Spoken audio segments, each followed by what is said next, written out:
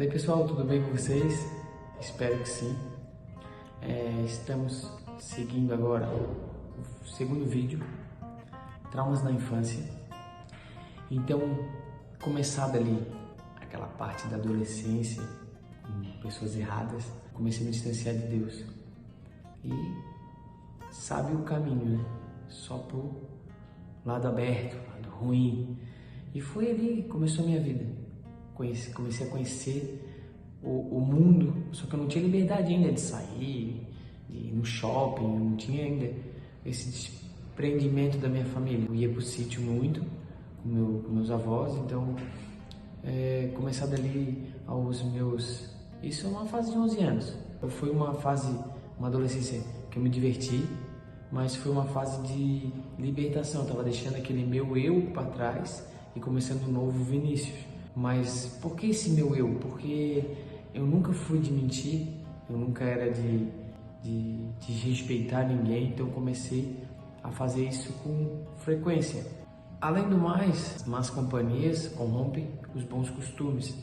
Foi isso que minha vida começou a fluir. Eu não tinha muito interação com meu pai, não tinha muita conexão com ele.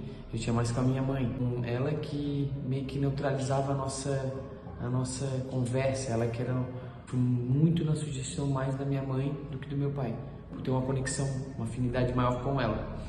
Passando esse momento da adolescência, que foi muito bom, eu ia pro sítio com meus avós, curtia muito lá. Só que chegava em casa, era sempre aquela guerra. Meu pai com aquela depressão, uma doença que acabou com a gente.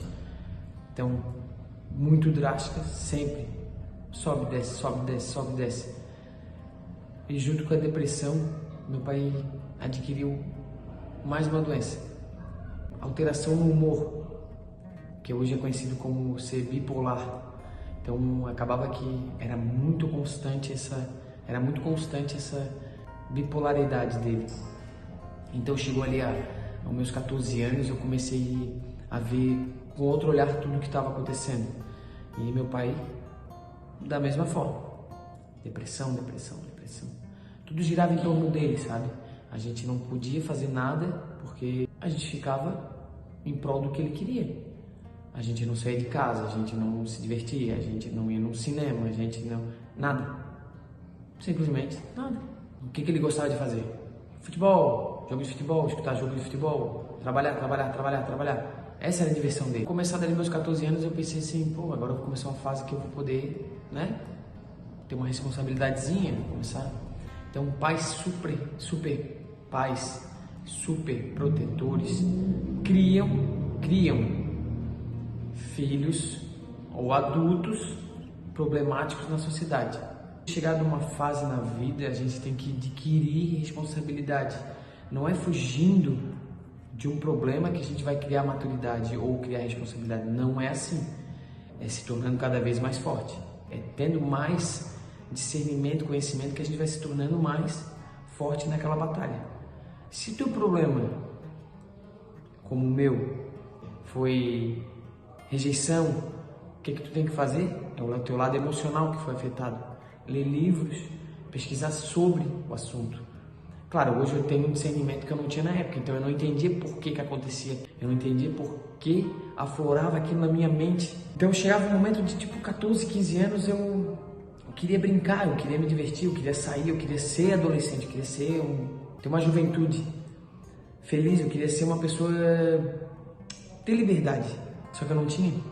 Eu tinha que estar trabalhando, eu tinha que estar focando no lugar do meu pai. Só que minha mãe era super protetora, deixava às vezes, não, vai que eu me viro aqui. Isso, por um lado, me tornou um novo Vinícius, não. Modificou o Vinícius. Modificou como? Eu comecei a ser mentiroso, uma fase bem ruim, não tive mais caráter. Moral da história, começou então aquela fase que tudo que eu queria, eu ia para minha mãe. Chorava aos pés da minha mãe para conseguir o que eu queria. Sendo que o meu pai, que era o certo, faltou só um pouco de emocional, mas que era a razão. Faltava isso para completar uma convivência boa. Ele dizia trabalhar, tudo que a gente faz com controle, com quantidade certa, não é errado. Agora, quando a gente ou não trabalha, tipo, descansa demais, trabalha demais, estuda demais, até água em grandes quantidades faz mal. Então, quem dirá as outras coisas? Então, começar dali, aquela fase da mentira, eu comecei muita coisa errada. Daí levava isso para dentro de tudo que eu já era, potencializava tudo que eu já tinha. Eu já não queria estudar, potencializou mais ainda. A fase da mentira foi aterrorizante, foi aterrorizante. Porque quem conviveu sabe que eu era muito egoísta, eu só queria as coisas para mim, mas que eu não entendia o porquê. Aquele trauma vinha, me mostrava que eu era incapaz. Chegava a determinado momento da vida, eu tinha que fazer uma decisão, eu tinha que fazer uma escolha, ou tinha que ser mais eu naquele momento. Pum, não conseguia. Aquele trauma, aquela crença limitante, batia. Então, chegar dessa fase, veio meus 16 anos, fase tranquila.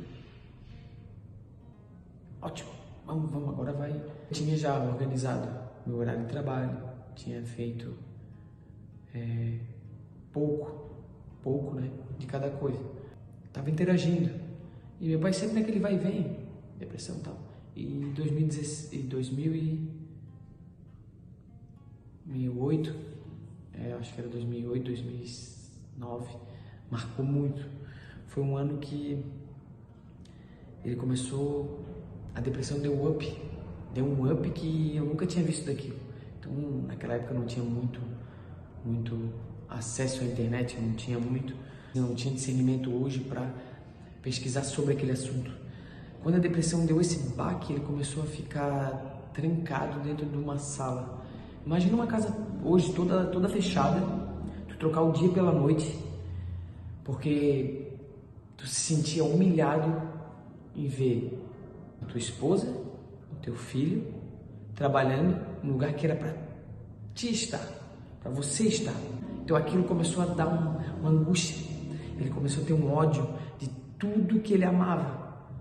Então ele começou a trocar o dia pela noite, ele ficava trancado dentro de uma sala, trancado. Eu sei porque eu convivi, a gente viveu um verdadeiro inferno. Só eu e a guerreira da minha mãe. A gente era muito otimista, a gente achava que tudo iria mudar. Como um conto de fadas, tudo acaba bem.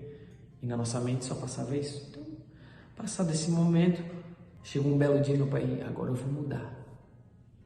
Ele sentiu uma energia boa, ele conseguiu ver que poderia ter uma chance nessa vida dele ainda. Ele chegou para mim e falou: o pai vai morar no sítio, vai procurar ter uma vida nova, vai procurar ser uma pessoa nova para vocês. E então ele foi morar no sítio. Ficou eu, minha mãe e Deus. E ficamos vivendo só nós e ele morando no sítio. Foi ruim, que a gente se sentiu desconfortável com aquela situação, que a gente ficou com medo. A gente estava sem aquela proteção, porque um pai dentro de casa é um escudo protetor, desde a mulher até o filho ou filha. Então, aquele escudo protetor tinha ido para o sítio.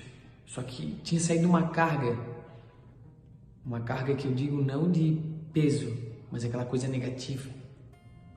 Ele tinha ido para o sítio, se distanciado da gente, ligava uma vez ou outra durante o dia, só que não estava mais aquele bloqueio, aquela casa toda fechada, aquele ar pesado.